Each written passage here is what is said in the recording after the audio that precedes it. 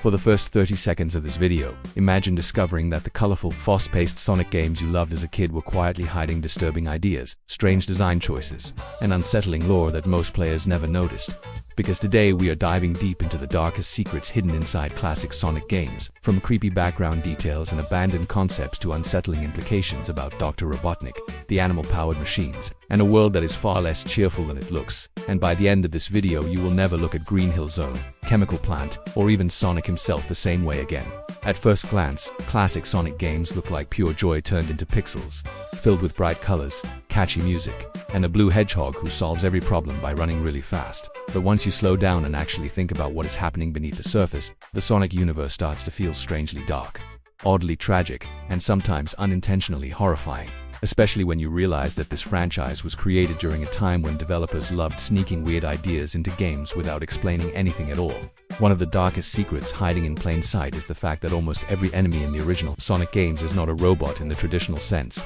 but a mechanical prison powered by trapped animals, which means that every time Sonic smashes a Robotnik, he is not just destroying a machine but violently freeing a tiny animal that was kidnapped, imprisoned, and used as a living battery, which already paints Dr. Robotnik as far more disturbing than a goofy egg-shaped villain, and turns the entire conflict into something closer to a factory-farmed nightmare disguised as a cartoon platformer. When you think about it for more than a few seconds, the implications get even worse. Because Robotnik is not just capturing animals randomly but industrializing the process, mass-producing machines that require living creatures to function, which suggests an entire unseen system of cages, transport, experimentation, and assembly lines operating somewhere off-screen, making the Sonic world feel less like a playful fantasy and more like a dystopian eco-horror story wrapped in upbeat music. Then there are the zones themselves, which often seem cheerful at first but quickly reveal unsettling undertones when examined closely. Since Green Hill Zone, often remembered as one of the happiest locations in gaming history, is actually filled with strange checkerboard terrain, unnatural floating platforms, and empty landscapes that feel less like a living world and more like a synthetic testing ground.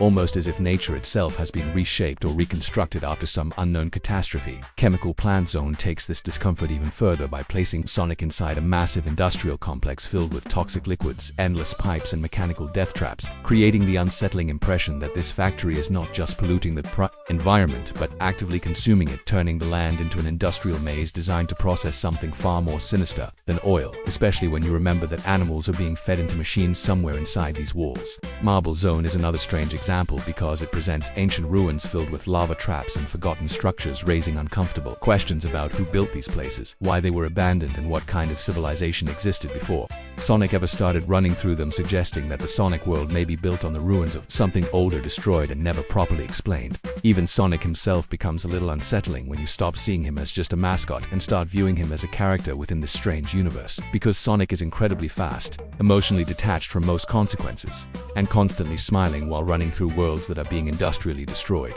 which creates a strange tonal contrast where the hero seems almost numb to the environmental collapse happening around him. Dr. Robotnik, or Eggman, is often portrayed as a comedic villain, but his actions in the classic games reveal a level of obsession and cruelty that goes far beyond slapstick, since he repeatedly builds massive industrial structures directly on top of natural landscapes, enslaves animals without hesitation, and shows no concern for long-term consequences, making him feel less like a cartoon scientist and more like a symbol of unchecked industrial greed. Some early Sonic concept art and unused ideas make the franchise even darker because early designs reportedly explored more aggressive themes, including stronger environmental messages and a harsher portrayal of conflict between nature and machines, which was softened over time, but never fully removed, leaving behind strange visual remnants and half-told stories scattered throughout the games. The special stages add another layer of weirdness because they often place Sonic in abstract floating spaces that feel disconnected from reality, filled with impossible geometry and hypnotic visuals, which makes them feel less like bonus challenges and more like glimpses into a broken or artificial dimension that exists outside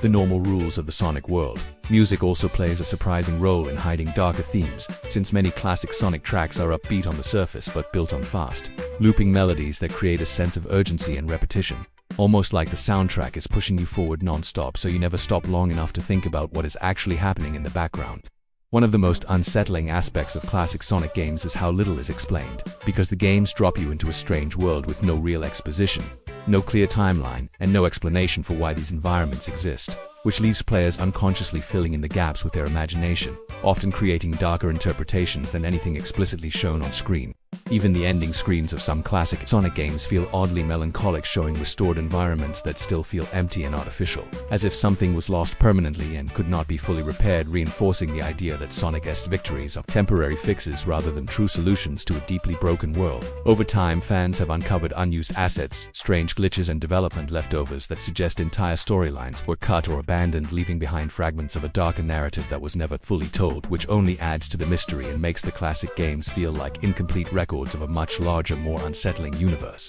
When you combine all of these elements, the trapped animals, the industrial zones, the ancient ruins, the abstract dimensions, and the emotionally distant hero classic, Sonic games start to feel less like innocent platformers and more like surreal, fast-paced journeys through a world quietly screaming for help beneath layers of bright colors and catchy tunes. This contrast between cheerful presentation and dark implications may be exactly why these games have remained so fascinating for decades, because they allow players to enjoy simple fun on the surface while hiding deeper, stranger ideas underneath, waiting for curious minds to slow down and notice them years later. So the next time you hear the Green Hill Zone theme or see Sonic sprinting across the screen, remember that beneath the speed, the smiles, and the nostalgia lies a world shaped by exploitation, environmental collapse, and unanswered questions that make classic Sonic games far darker than they ever appeared at first glance. If you enjoyed uncovering these dark secrets hidden in classic Sonic games, make sure to subscribe to the channel for more deep dives into gaming mysteries. Comment below with the creepiest Sonic detail you never noticed before, and share this video with other fans so they can see the Sonic universe in a whole new way.